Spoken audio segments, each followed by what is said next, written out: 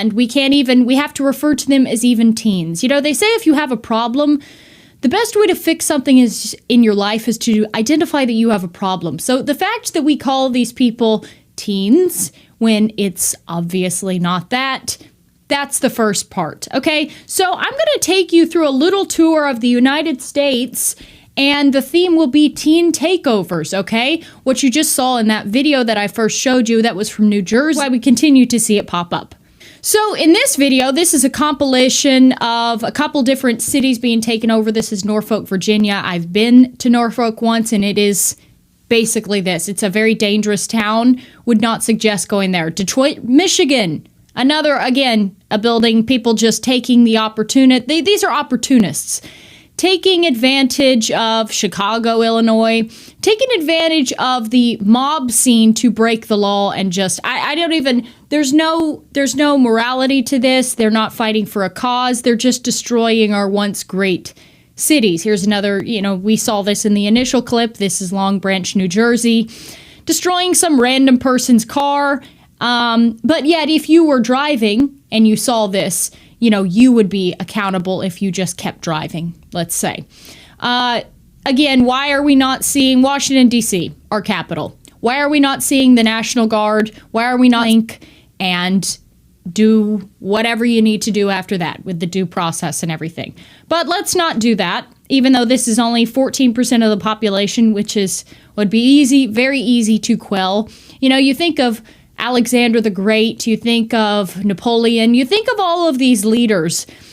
Can you imagine if Napoleon was here today and he saw all of this and was like, man, 14% of the population, you know, not particularly organized. They don't have militia. They do not have troops. They don't even know what they're doing. Man, that's too tough for me to get under control.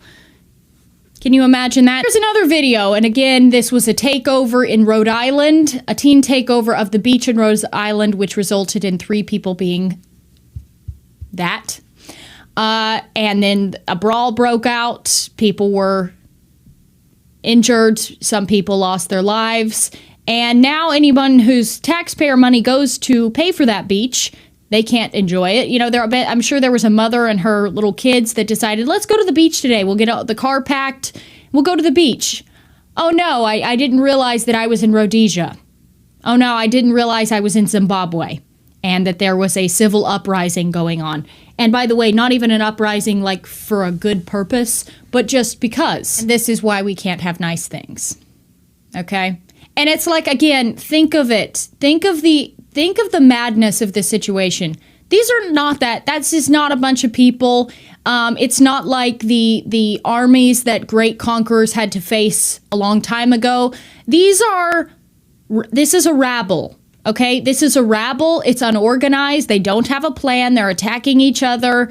This would be the easiest group of people to maintain and control and you know, put the resistance down. It would be very easy to do that. We've become so inoculated, we've become so used to the way the United States is, that I don't think we realize how bad it is. When you are taken over by different kinds of people, like I said, your body sort of consumes it, and you get used to it.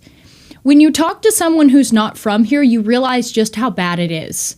Okay, when they talk about the culture, the way we dress, the way we speak, the way we act, our cultural customs, how that we don't really have cultural customs anymore. That's because it started a long time ago, okay?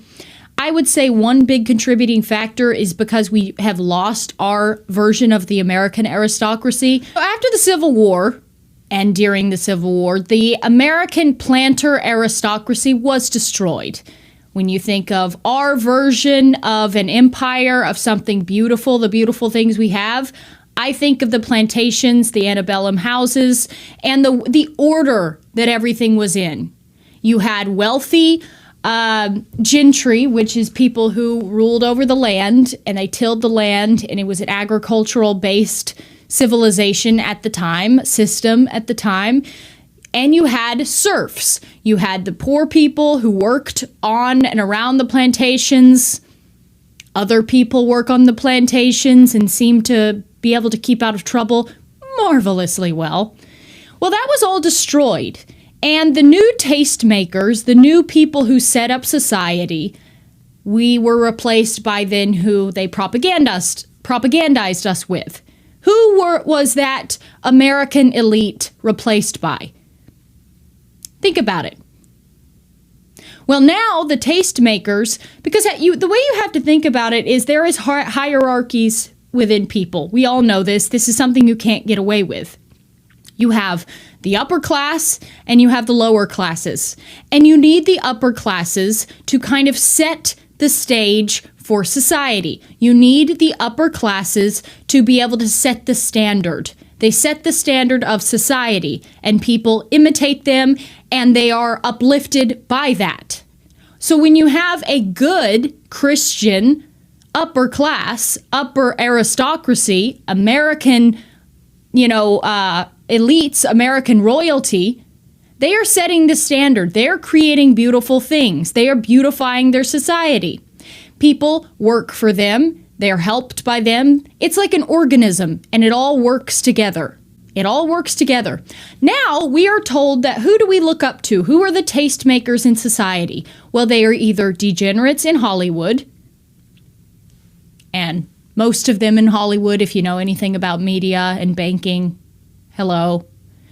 And what do they pump out? They pump out the propaganda of the Cardi B's and the rap culture and all of that. And so our young people, when they think of who do we look up to, they don't look up to the planter class. They don't look up to the successful entrepreneurs. They don't look up to their wealthy neighbor who owns a big plantation and they work there and they want to aspire to be that. They now look up to rappers. They now want to dress like them and talk like them because that's cool. And that's why America has lost its kind of soul.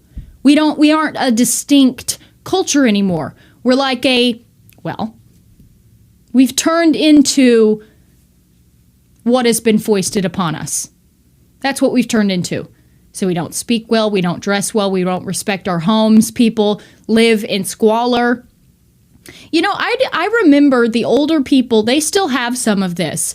If you drive around certain neighborhoods, in fact, we used to live in Alabama for a time, and there was a place in Alabama where these people weren't rich. They probably worked at factories and they retired. But their houses, their little ranch-style houses, were immaculate. Their acre of yard or property was immaculate. Their shrubs were trimmed, the trash was taken off, the lawns were mowed, they had the little muscadine vines all nice in their yards. Everything was nice and neat. And now you drive around neighborhoods, assuming they're not just the wealthy neighborhoods, and people have no respect for themselves because we feel like, well, what's the point? This isn't ours. We've lost our birthright. We've lost what was ours. We see these scenes, and it's very disheartening. So what we can do is we can try to reestablish what we had that was taken away from us. Even if you can't change all of this, you can change how you are, how you present yourself. Do not adapt. Don't assimilate into that, because that's what's happening. It used to be the Irish and the Italians came to America and they would assimilate into American culture. Well, now you have different people coming into Ellis Island, if you will. And instead of them assimilating, we are assimilating to them. And that's a problem, especially when the quality of the Ellis Islanders, let's say, has gone from good people like the Irish and the Italians and people from Europe immigrating to America to now we have, well, you know who we have. And that's a big problem. And I really hate to see our culture decay and be eroded under our very eyes. We don't